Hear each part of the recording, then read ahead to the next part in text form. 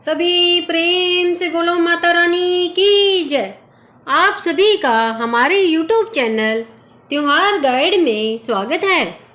आज हम आप सबको इस वीडियो में बताने जा रहे हैं कि महामाया कौन है। ऋग्वेद के अनुसार जब सृष्टि में कुछ भी नहीं था तब केवल एक तत्व था। उस अनंत अज्ञात तत्व को ही कहा गया है महामाया। इसी महामाया से उत्पन्न हुआ एक बीज हिरण्यगर्भ, जिसे वैदिक ब्रह्मांड का पहला जीवित बिंदु माना गया। यह अंडा कोई शिशु नहीं था, बल्कि एक ऐसी ऊर्जा थी जिसमें सारी सृष्टि की संभावनाएं समाहित थी, काल, वर्तमान और भविष्य।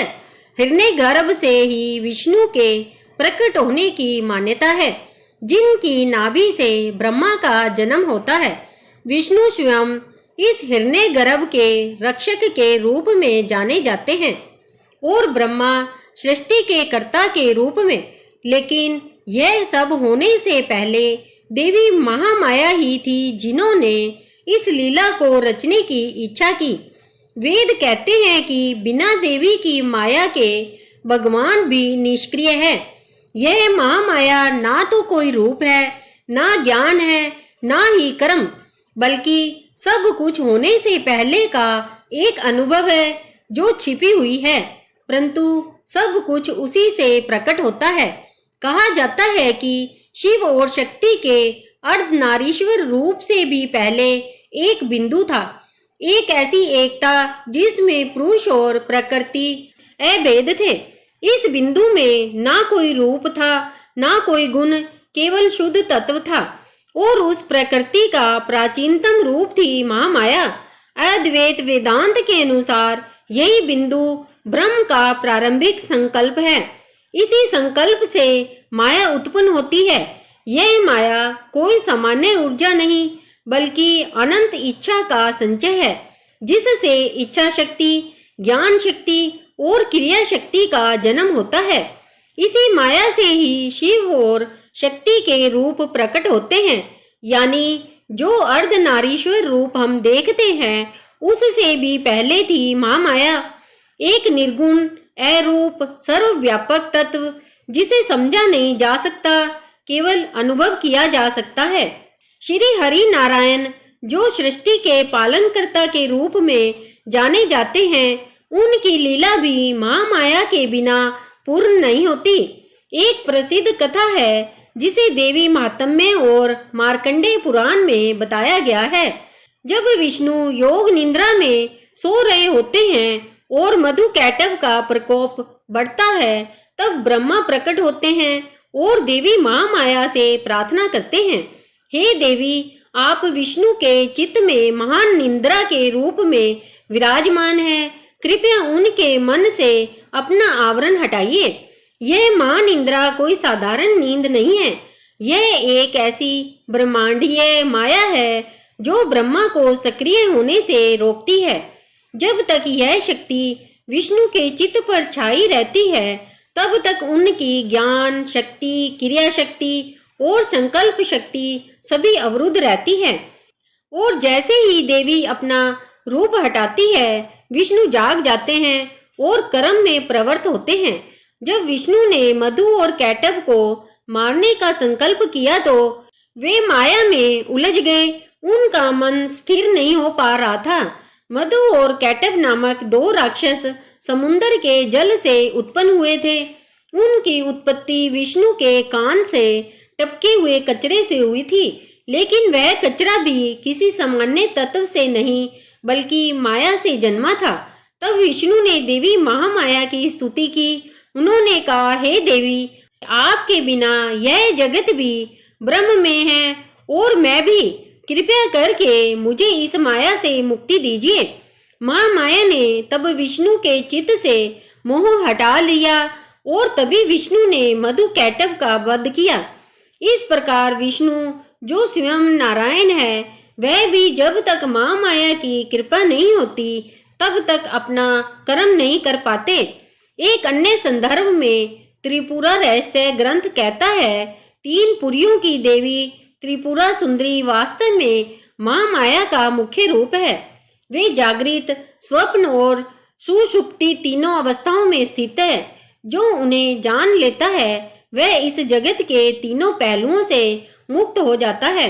इसलिए उन्हें कहा गया है त्रिपुरा, अर्थात वह हो जो तीनों पुरियों में समान रूप में स्थित हो, जागृत, स्वप्न और सुषुप्ति में।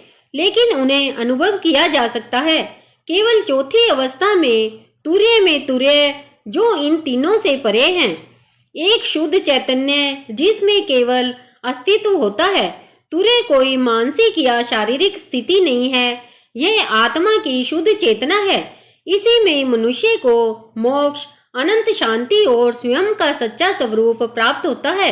त्रिपुरा सुंदरी या महामाया का रूप तीनों अवस्थाओं, जागृत, स्वप्न और सुषुप्ति में विद्यमान रहता है। लेकिन जब साधक तुर्य में प्रवेश करता है तभी वह उस रूप के पार जाकर उसकी मूल शक्ति का अनुभव करता है। इसलिए त्रिपुरा सुंदरी को कहा गया है तुर्य का द्वार खोलने वाली देवी। देवी किसी एक रूप में नहीं है, लेकिन सभी रूपों की मूल है। सर्वरूपा, बिना रूपा, अर्थात सभी रूप उन्हीं से उत्पन्न होते हैं, लेकिन वे स्वयं रूप से परे है। यह मां माया का सबसे अद्भुत पहलू है। उनका कोई रूप नहीं, फिर भी सभी रूपों का मूल वही है। यह उसी तरह है जैसे बीज में पूरा पेड़ छुपा होता है, लेकिन बीज स्वयं पेड़ नहीं होता। या जैसे ओंकार में सभी ध्वनियों का आधार होता है, लेकिन वह कोई एक विशिष्ट शब्द नहीं होता। देवी का यही रहस्य है, जो दिखता नहीं वही सब कुछ बन जाता है। जो अनिर्वचनीय है वही संपूर्ण सृष्टि का आधार है। अगर हम माया को बौद्ध दर्शन से जोड़ें तो गौतम बुद्ध के जीवन में भी महामाया का एक गहरा और प्राचीन संबंध मिलता है। उनकी माता का नाम था महामाया देवी। जब उन्होंने सिद्धार्थ को गर्भ में धारण किया तो उन्होंने स्वप्न में एक सफेद हाथी को अपनी कोख में प्रवेश करते देखा। इस स्वप्न का अर्थ था एक महान आत्मा का इस पृथ्वी पर अवतरण। बुद्ध के अनुयायी इस स्वप्न को डिवाइन कंसेप्शन मानते हैं, जिसका अर्थ है उनका जन्म किसी साधारण व्यक्ति का नहीं, बल्कि ऐसे ज्ञानी का था जो सांसारिक माया के पार जाने वाला था। माया देवी ने लुम्बिनी वन में बुद्ध को जन्म दिया और कुछ ही दिनों बाद वे इस संसार से विदा हो गई। यह भी एक रहस्य था कि जिस शक्ति ने बुद्ध को जन्म दिया वह स्वयं अंतर्ध्यान हो गई। एक माया ने दूसरी माया को जन्म दिया और वह पुत्र इसी माया को तोड़ने के लिए जन्मा था। बौद्ध दर्शन में माया को भ्रम या आभास माना गया है और बुद्ध का संपूर्ण जीवन इस भ्रम के पार जाने का मार्ग बन गया। इस प्रकार महामाया ने स्वयं ही बुद्ध के रूप में संसार को सत्य का दर्शन कराया। क्या आप जानते हैं कि रतनपुर में स्थित महामाया देवी का एक प्रसिद्ध मंदिर है? यह मंदिर छत्तीसगढ़ के बिलासपुर के पास रतनपुर नामक स्थान पर स्थित है। इसका निर्माण 11वीं शताब्दी में राजा रतन देव ने कराया था, जो कलचुरी वंश के एक शक्तिशाली शासक थे। कहा जाता है कि 245 ईस्वी के आसपास राजा रतन देव एक दिन शिकार के लिए निकले और मणिपुर नामक एक गांव में ठहर गए। रात को जब वे एक पेड़ के नीचे सो रहे थे तो आधी रात को उनकी नींद खुली और उन्होंने देखा कि पेड़ के नीचे एक तेजोमय प्रकाश फैल रहा है। उसी प्रकाश में उन्हें मां महामाया का अद्भुत और दिव्य रूप दिखाई दिया। यह दर्शन इतना गहन था कि राजा बेहोश हो गए। सुबह होते ही राजा ने उस स्थान को पावन माना और रतनपुर को अपनी राजधानी बनाने का निर्णय लिया। 2050 ईस्वी में उन्होंने वहीं पर श्री महामाया देवी का एक भव्य मंदिर बनवाया, जो आज भी उसी स्थान पर स्थापित है। मंदिर में त्रिदेवी रूप में मां विराजमान है, महाकाली, महालक्ष्मी और महासरस्वती। लोक मान्यता के अनुसार यह स्थान एक तांत्रिक साधना केंद्र भी है। जहाँ यंत्र मंत्र और साधनाओं का गहन प्रयोग होता है। लोक कथाओं के अनुसार माँ सती का दाहिना हाथ यहीं रतनपुर में गिरा था। इसी कारण यह स्थान भी एक शक्तिपीठ माना जाता है, जिसे कभी कभी कुम्हारी शक्तिपीठ भी कहा जाता है। यहाँ भगवान शिव ने स्वयं अपने आप को स्थापित किया था। नवरात्रि के दौरान यह मंदिर विशेष रूप से सजाया जाता है। हजारों भक्त ज्योति प्रदीप जलाकर अपनी मनोकामनाएं पूरी करने के लिए मां का दर्शन करते हैं। कहा जाता है कि कुमारी कन्याएं यहाँ मां के दर्शन से विशेष सौभाग्य प्राप्त करती है। मां महामाया यहाँ आद्य शक्ति के रूप में पूजी जाती है, जो इच्छा क्रिया और ज्ञान शक्ति का एक रूप है। इस मंदिर को महामाया तंत्र और शक्ति साधना से जुड़ा एक प्राचीन केंद्र भी माना जाता है।